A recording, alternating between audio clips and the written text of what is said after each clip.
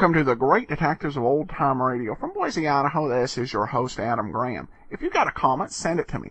Box 13 at greatdetectives.net. Be sure to cast your vote for the show on Podcast Alley, podcastalley.greatdetectives.net. And become one of our friends on Facebook, facebook.com/radiodetectives. Well, I do want to say I am very glad to be here recording this with you, because the day before the podcast was recorded, we had a bit of an accident out on the road in Meridian. Thankfully, my wife and I walked away fine. However, our car is not such a case. But anyway, it's good to be here and to be sharing these great detective shows with you. Well, before we do get into today's episode, and I'm going to introduce you to our next Pat Abbott, I do want to let you know about our new Great Detectives of Old Time Radio blog subscription for Kindle.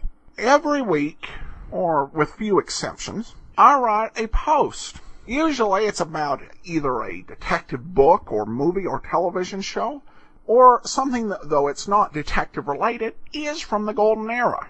We did an article a few weeks back on the Harold Perry Show. If you have a Kindle, you can now get these reviews streamed directly right to your Kindle.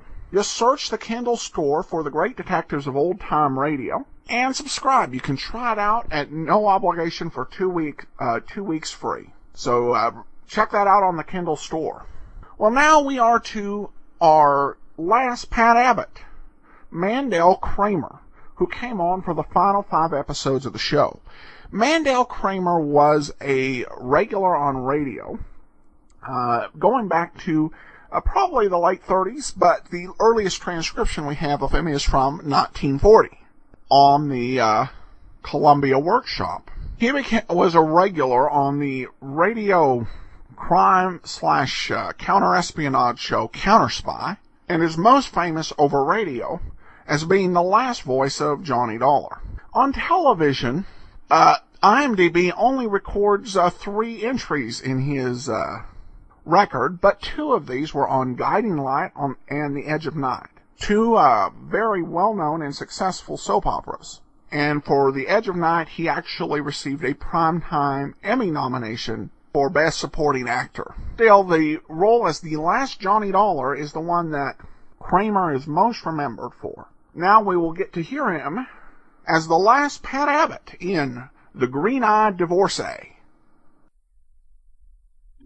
After all, if you were married to a private detective, would you let him take a case involving a dangerously beautiful woman who wants a divorce?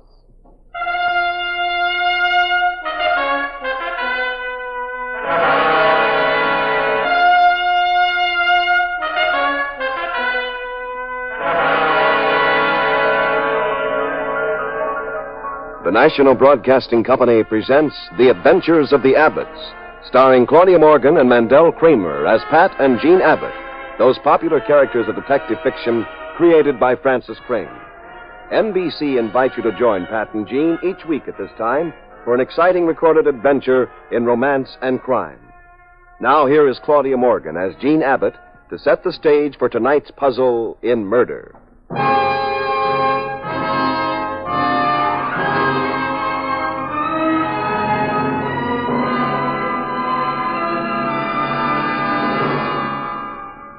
Along San Francisco's amazing, twisted, angular streets, many weird characters come marching into my husband, Pat Abbott's office.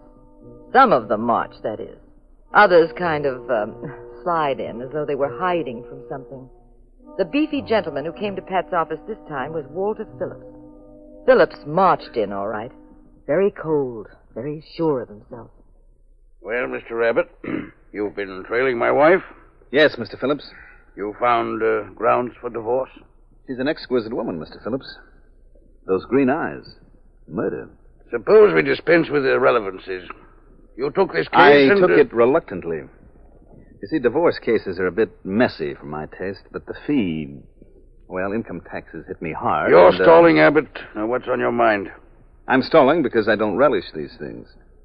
I've been half tempted to return your fee and skip the case. And what have you decided? Well, my wife wants a new fur coat for next fall, so she decided. Well, tell me what you know, then. Your wife's been seeing some man. I could have told you that. Is that what you demand a big fee to tell me? Do you know who the man is? Well, who is he? You've heard of the gambler, Julian Stewart?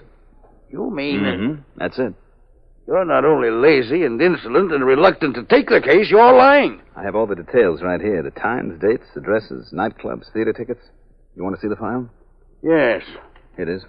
The little romance has been going on for about 3 months. Well, I find it difficult to believe. Perhaps. Now, last week, your wife... My wife went to Los Angeles to see her mother last week. That's very touching. You want to know the facts? Take a look at this. Well, where did you get this picture? That was taken last Saturday at the Santa Anita racetrack. Well, it's Rita, all right. And the man with her? I've done you an injustice, Mr. Abbott. It is Julian Stewart. You satisfied now? Perfectly. Good. Now, if you'll sign a complaint, I'll arrange for an attorney to have her served within the next few hours. You're being a bit hasty, Mr. Abbott. I'm afraid I shall have to ask you to desist. I don't understand. You came to my office recently in a state of rage. You were incredibly upset. You hired me to get evidence. When I married Rita, I vowed to love and to cherish her till death do us part. I'm afraid you'll have a long wait, Mr. Phillips. Unless somebody hurries up her death. Yes. Unless that happens, Mr. Abbott. Mr. Phillips, if you've the remotest notion of revenge, of doing away with your wife, I would warn you now to dismiss it from your mind. Even if the notion is just that and no more, get rid of it.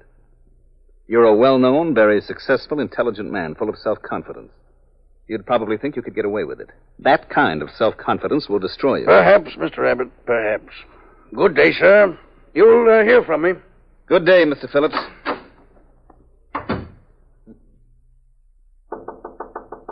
Jean, come in. Oh, Pat, he looked very distracted. He should be, darling. His wife's two-timing him.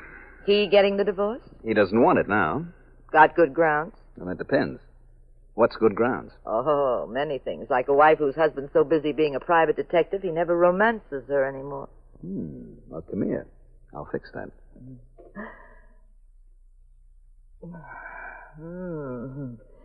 I like San Francisco better than Reno anyway.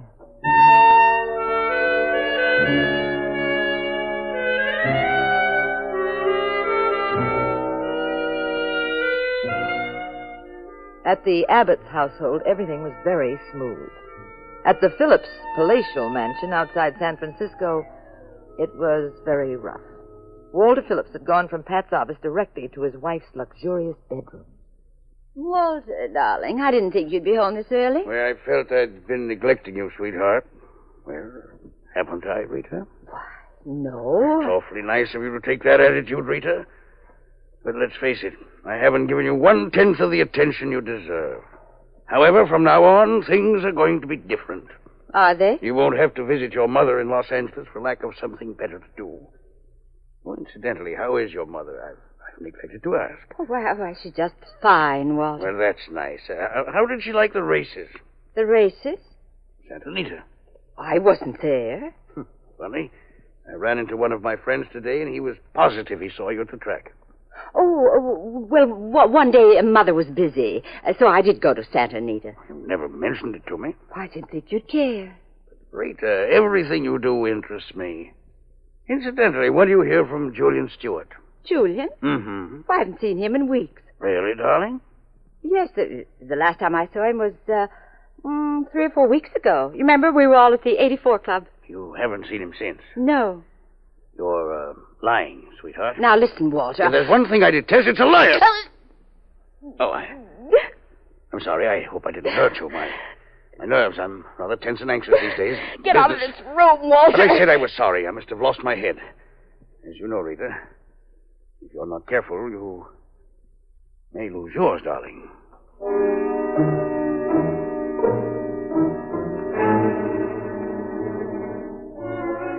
Rita, of course, was lying right in her pretty teeth.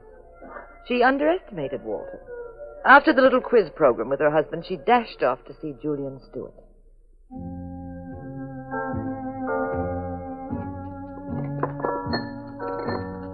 It was an out-of-the-way place, and Julian Stewart had purposely selected a dark corner. What happened, Rita? Julian, it's awful. don't spoil those gorgeous eyes with tears, Rita. I said what happened. What happened, Rita? My arm, you're hitting me. It isn't the first time you were hurt today, is it? I don't know what you're talking about. Why are you wearing that veil over your face? No, don't, Julian. Quite a shiner. Who did it? Answer me. Walter. Why? He knows about us. Who told him? I don't know. Julian, I'm going to get a divorce. Don't be ridiculous. But you said... I said a lot of things. The fact remains your husband's a very rich man. If you divorce him, where do you think you'd wind up? We'll get by. Oh, you don't know me very well, do you, baby? I don't want to just get by. There's no fun in that. But what can we do? Suppose Walter was to have an accident. You're not serious. Now listen to me, honey. You don't have to starve the rest of your life. Not when you can have everything in the world, all for your very own. I don't want to hear any more about it. You shouldn't divorce him. You'd be a sap. But he's very much in the way, isn't he? And if he dies, under what looks like very legitimate circumstances, you collect, no? You're crazy. Am I? Think a minute. I'm telling you, Rita, it's a snap. Nobody'd suspect a thing. Now listen. Walter keeps a lot of heavy cash in the house, doesn't he? Yes. Then what could be more natural than for a burglar to pay him a visit? Julian, please. Now, look. Julian, Then they won't work for 3 or 4 hours, but once he falls asleep, he's good for the night. And as soon as he goes off, you start tearing the house apart. When you finish... Yes? Use this. No. All you have to do is pull the trigger once, your troubles are over then. It's stupid. We'll be caught. We'll hang for it. We won't enjoy one more sane and happy and normal minute together. But he won't even know what hit him. I positively won't do it. Okay, baby. If that's how you feel. Where are you going? I'm leaving. Obviously, I don't mean anything to you. That isn't true, Julian. I'd do anything in the world for you. Then prove it. All right. Give me the gun.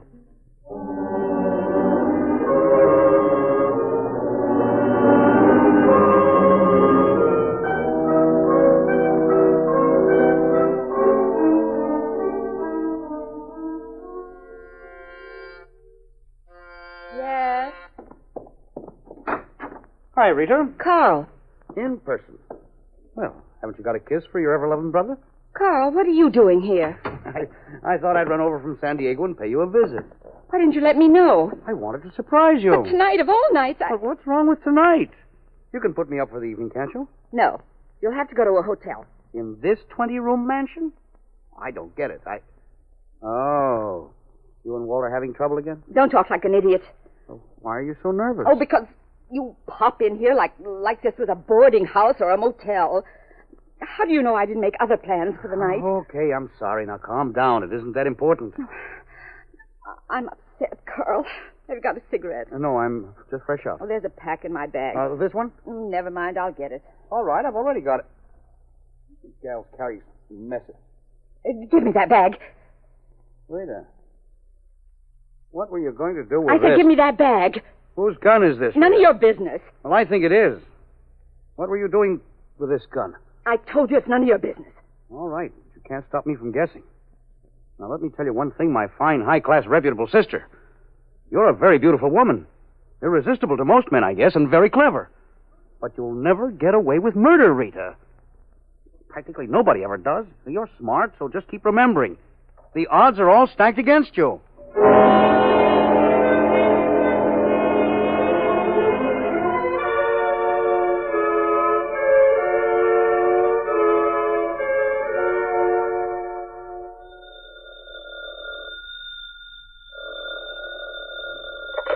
Hello.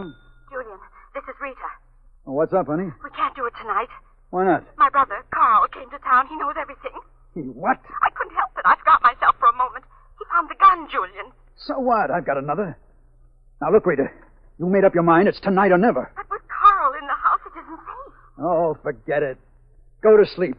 When you wake up, it'll be all over. What are you going to do? Never mind what I'm going to do. Forget it. Don't worry about it. What you don't know will never hurt you. Just leave it to Julian.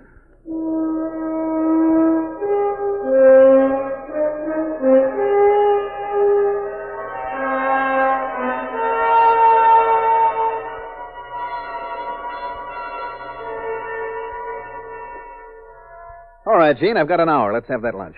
Darling, as usual, lunch with your wife will have to be skipped. Hmm? There's a man outside to see you. Saw him as I came in. Oh, who is it? Says his name is Carl Rainey. Well, send him in and read a magazine in the anteroom, darling. I won't be long. Last time you said that, I didn't see you for 2 months. I swear. All right. On one condition, though. You must tell me what Rainey wants. Darling, a private detective who has ethics does not tell his Most wife... private detectives don't have such trusting, loyal, intelligent... talkative, time-wasting wives. Now get out and send him in. Fresh. Step in, Mr. Rainey. Thank you. Well, what can I do for you, Mr. Rainey? I'd like to know how to go about having a person legally committed. Well, that's easy. You go to a lawyer, not a detective. I want someone committed to an insane asylum. Well, then you also need a psychiatrist to examine whoever this is. Well, you see, my sister, she's the one. I'm very sorry. The case doesn't seem to concern a private detective. You're in the wrong office. You want me to recommend a good attorney? I just don't know what I really want, I guess. You see, my sister Rita Phillips. No detective is qualified. Rita Phillips? Mm-hmm. Well, sit right down again, chum. Your brother-in-law came to see me just this morning. What did he want? Oh, we can skip that. That would be divulging a client's conversation. Well, would you help me? Probably not. The whole pitch you've made doesn't sound legit to me. I don't like clients with phony angles. Look, I'm leveling, Mr. Abbott. You've got to believe me. All right, go ahead. Let's try it on for size.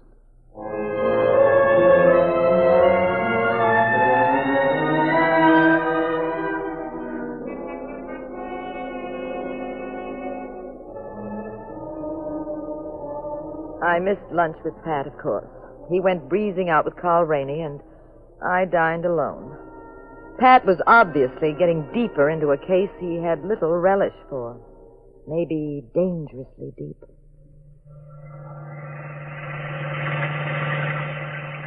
Now, look, Rainey, we've been driving around for over an hour. Where are we going? I'm taking you to my sister's house. You told me that, but where does she live? Mexico City? Oh, now listen, Abbott. No, you try doing a little listening, just for a change. You know, this ride hasn't been a total loss. I've been doing a little thinking. Have you? Mm-hmm. Your sister is playing around with a man named Julian Stewart. That's a lie. Now, you know better. So you must have come to my office for only one reason.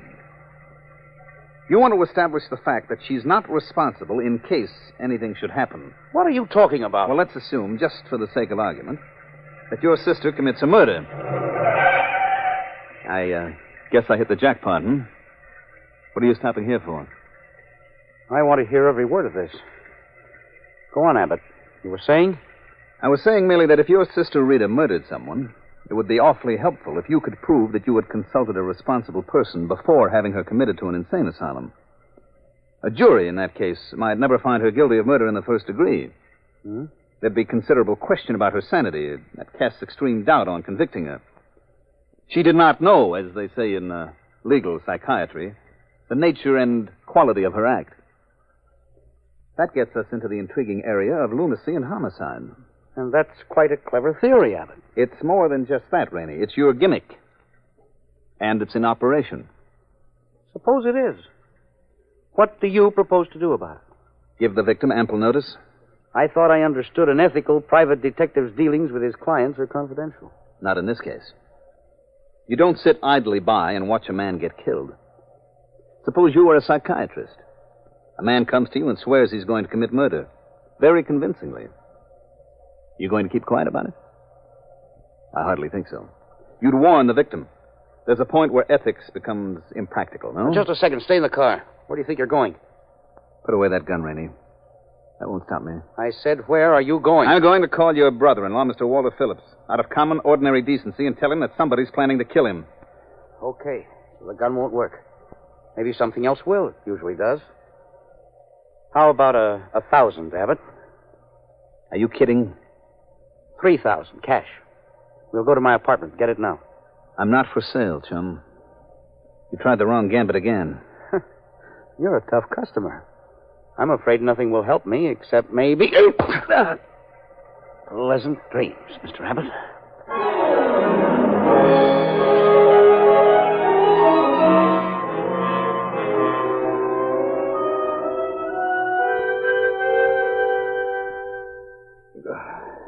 All right, Pat. Take a swig of this. No. That's enough. Oh, go on, darling. It won't hurt you. Oh. Where am I, Jean? On a cot, dear. In the police station. Police? How'd I get here? Prowl car picked you up in the park around 2 this morning. Oh. My head. Yes, your head's right. The doctor worked quite a while on that noggin of yours. What happened, Pat? Rainey threw me a curve. Carl Rainey? Mm-hmm. Darling, remember when he came to my office and we had to skip eating together? He a client? You make a deal with it? Well, sort of. Well, you better get a new lead on this case. Why? He stayed at his sister's house last night. A burglar walked in and... Yes? What'd the burglar do? He blew Carl Rainey's brains out.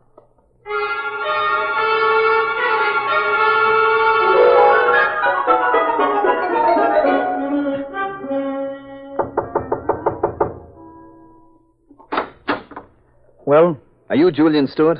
who wants to know? I do. Who are you? I'm a private detective. The name's Pat Abbott. I don't remember inviting you over. I have an irritating habit of showing up without an invitation. Never mind the gags, Abbott. Please, you'll have to be gentle with me. My head hurts. What's in your mind, Abbott? A man named Carl Rainey retained me to have his sister Rita Phillips committed to an insane asylum. He what? You heard me. He was afraid she'd commit murder. He's a screwball kid. He was just fooling. If he was, pal, the joke's on him. He was just murdered. Why did you come here? Well, it occurred to me that the killer might have mistaken him for Rita's husband, Walter Phillips. They were both approximately the same size, and Rainey was killed at his brother-in-law's house. What does Phillips say? I haven't had a chance to talk to him as yet. First, though, I want to know why you were gunning for him. Look, friend, why don't you be as smart as you like people to think you are? Why don't you keep your nose clean? Shut up and go back to your 2-bit office and find some lost dogs and pocketbooks. I like this much better. Well, you won't like it much here if you stick around. Now get out. Okay, Mr. Stewart. I may be back, though. Gee, I don't know if I can wait. You try gags, too, don't you? And next time, give me a little notice. You look like such good company, I might want you to meet some of my friends.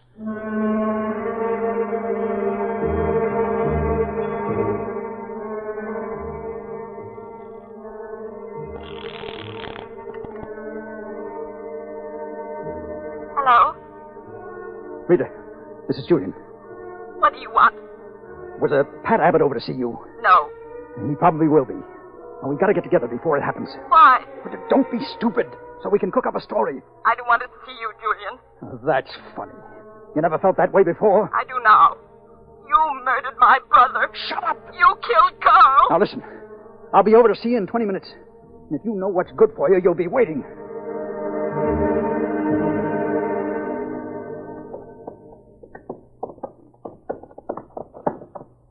Pat, what are you going to see Mrs. Phillips for? The police have already talked to her. My hunch, Jean, is that she knows more about this murder than she's let on. Rainey's death was probably an accident. The intended victim was Walter Phillips. You think this is another Snyder Gray case? Your guess is as good as mine. Are the police protecting Phillips? He's on his way to Chicago to attend a director's meeting. Took the train at 4:30. Well, how do you know? Got it from his secretary. And if that's not enough, I also talked to the red cap who put him on the train. Is this the house? Mm-hmm. Careful now. Do you think she'll talk to you alone? She'd better. She will. You're the persuasive type. When my wife's with me, I'm persuasive. That's why she's with you. There are all kinds of persuasion a man can use in a woman, and some of them I don't like. Oh, darling, maybe we're wasting time. Doesn't seem to be anybody home. Okay, then. I have to open the door. With what? I got keys. How? Oh, I got ways, too. Locksmiths in the neighborhood. Servants. There we go. Pat, this is housebreaking. Oh, I'm on police business, my dear girl. Trying to solve one murder and stop another one. Man's life is at stake. Here we are. This one does it. Oh. Lovely home. Pat, look. Where? End of the foyer. Is that Rita Phillips on the floor? Yes, it is. What's wrong with her? It's the late Rita Phillips, Jean. She's dead.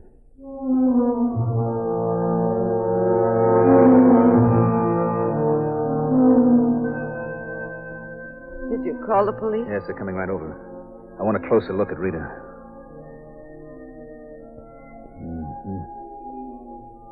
She was obviously beaten to death. Killer's weapon smashed that watch she had on, you see? Yes, it stopped at exactly 4:30. We're in this deep, sweetheart. I wish somebody else had found this body. Why? Because we're not impartial witnesses anymore. We're mixed up in it, but good. Pat, where are you going? The prowl car will be here in a second. You wait out front for them and tell them what happened. I'm going over to see Julian Stewart. There might never be a better time.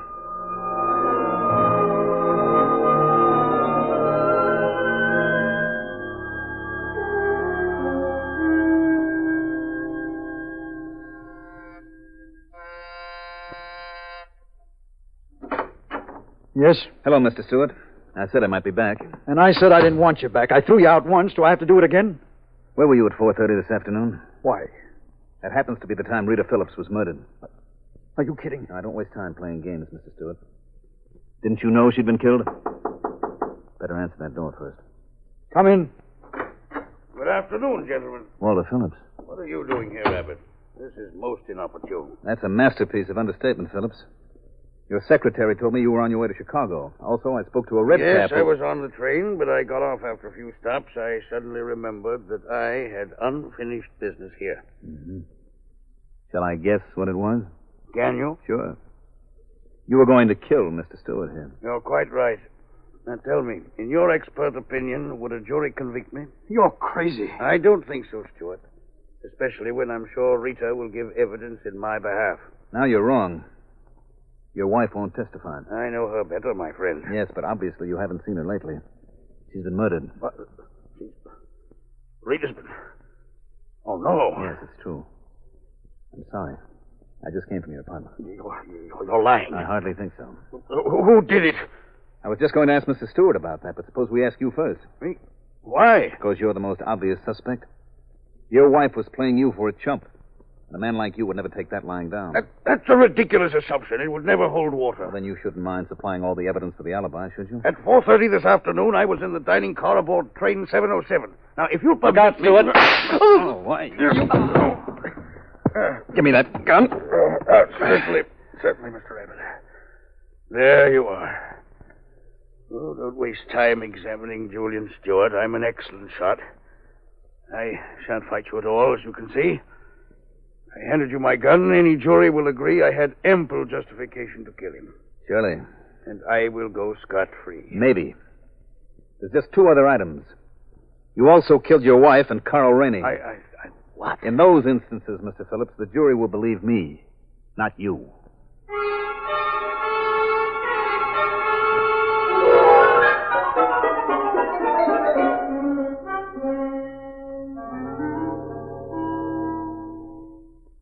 Okay, Pat, start bragging. I never brag, darling. Imagine, after all I did for Walter Phillips, he goes on a maniac murder hunt. Well, tell me why he killed Carl Rainey. Well, that's easy. That was to frame Julian Stewart. You see, Rainey and Phillips were about the same size. When Rainey was murdered, it looked like an attempt by Stewart that had boomeranged. Only the police couldn't make it stick. So, being a man with purpose, Phillips then went on to murder number two. His wife? Mm-hmm. His wife. The lovely, green-eyed would-be divorcee. Oh, she was really... Yes, darling. Well, never mind what she was. Just explain the case, you wolf. Well, you see, the police couldn't help but believe then that Stewart had killed Carl Rainey by accident. And then done away with Rita to shut her mouth. Yes, Pat, but what put you on the right track? Well, Phillips pretended the murder of his wife was news to him. Yet, without ever being told when she died, he was ready with his alibi for the exact time. I see, but didn't she die at 4:30? No? No, of course not. Phillips killed her around 2. Then he set the hands of her watch ahead. Oh, darling, nice going. You understand it all now? Yes, I understand everything but one part of it. Oh, and that was? Those green eyes of hers. Pat, Hmm? did they really flip you more than mine? Well, Or is your wife just a worn piece of merchandise lying on a shelf somewhere? Oh, that reminds me. Reminds you of what? Come here. Closer, much closer. That's better. Oh. Tired stock, that's what I am. Property you take for granted. Pat, why are you looking at the calendar? The date. Speaking of property, it's time to take inventory.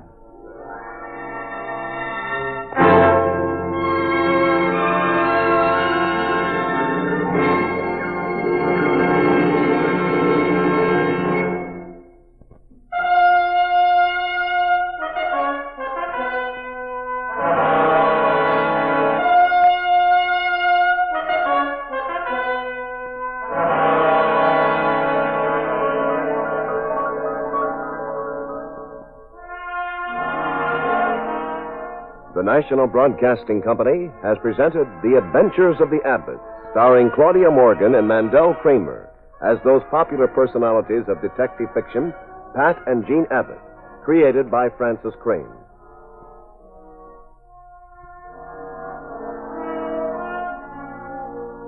The cast included Louis Van Ruten, Nancy Sheridan, and Chester Stratton. The Adventures of the Abbotts was written by Howard Merrill. Original music composed and conducted by Dewey Bergman. Produced by Ted Lloyd and Bernard L. Schubert. Directed and recorded by Harry Frazee. This is Wayne Howell speaking. Next week, same time, same station. Another exciting adventure in crime with Pat and Jean in The Adventures of the Abbotts. Welcome back. That was a kind of clumsy way the killer gave himself away. Not waiting to find out what the time of the crime was. An amateur mistake easily caught by our professional detective. The biggest item of suspense in this one might not have been who committed the crime, but before the crime, the question may have been who was going to kill who. We just had a lot of motives at work here. One thing I believe I did forget to mention about Mandel Kramer when we were introducing him is that after the golden age ended with the end of yours truly, Johnny Dollar, he was not done with radio. He returned in the 70s on the CBS Radio Revival, the CBS Mystery Theater program. We're truly getting to listen to one of radio's great professionals here. We got a comment from Cash regarding a show that was aired on a Monday, listening to Box 13, The Biter Bit, and thinking about the snake that escaped the Bronx Zoo. And of course, the biter bit related to a snake escaping, so I guess that's a case of life imitates art. Well, that'll do it for now. We'll be back on Tuesday with Nero Wolfe, and next week another adventure of the Abbotts. I almost forgot one more thing, to quote Columbo. If you were listening during the scene where the wife was talking with her lover, there was some music playing. That was actually the opening theme to Barry Craig, Confidential Investigator, another NBC show that had actually continued to air through 1955. So NBC borrowing from its own shows for its background music. All right, well, seriously, that'll do it for now. We'll be back tomorrow. Send your comments, box13 at greatdetectives.net. But from Boise, Idaho, this is your host, Adam Graham, signing off.